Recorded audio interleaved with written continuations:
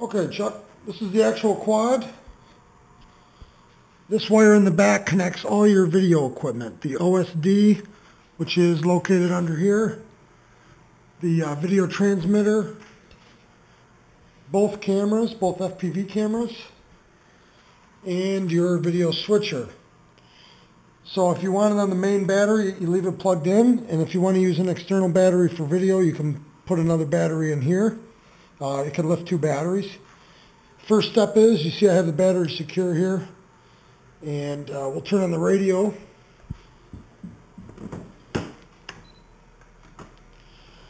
Okay, first thing with the radio, in this upper left corner, on the left shoulder switch, is the OIC switch for your orientation control. 1 click up is for course lock, and 2 clicks up is for home lock. You can read about that more on the DJI website. This is your fail-safe. All the switches away from you mean they're off, so if you put the fail-safe towards you, that's going to come home and land automatically. This is your mode switch here. This is in manual mode. In the middle position is where I mostly fly from. Altitude hold mode. And then your GPS mode is all the way towards you, where it can fly completely hands-off. This switch here is your camera switch. This selects which camera you want. You can use the camera on the gimbal or the camera on the frame.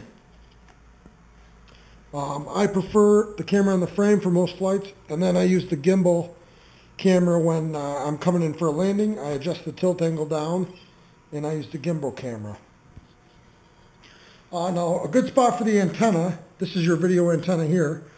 A good spot for this is in the downward at like a 45-degree angle. I've had the best luck with that, and I guess that's the best for the distance I've been getting. That's the best position for me. Now on the goggles, obviously you want to be facing the aircraft if you can. The signal won't travel through your skin and won't go through trees or wood. So what you want to do is have the front of the goggles facing the aircraft. If you're flying in a certain direction, just keep the front of the goggles facing it, and try to have this straight up when it's on your head. To turn the goggles on, it's easy. Just plug them into the power. You hear them beep, and you see they're going. They work. So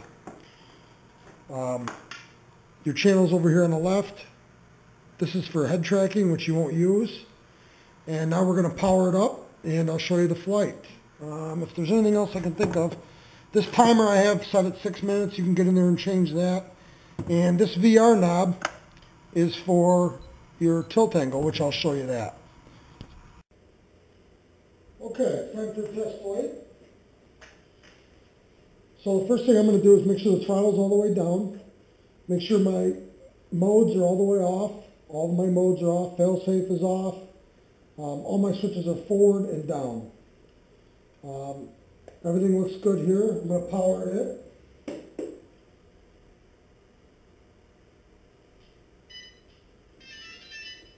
Now it's important not to move it for about 20 seconds. Let the gyros stabilize in the NASA controller. It's going to try looking for satellites right now. We're in my garage. It might take a minute, but we'll get a few of them. As you can see, I tucked the battery cable behind the camera there.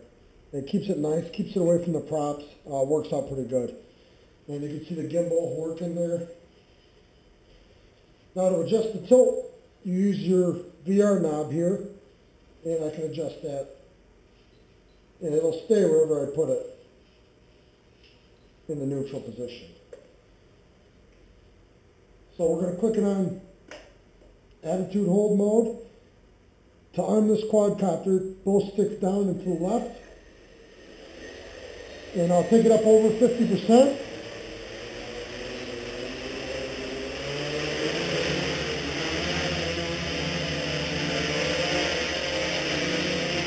And you can see how stable this quad is.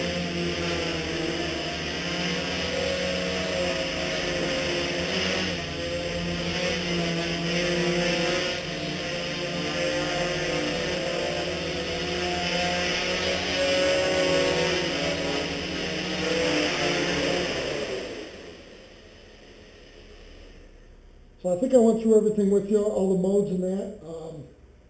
If there's any other questions, just ask. We're going to get it packed up and get it ready to go.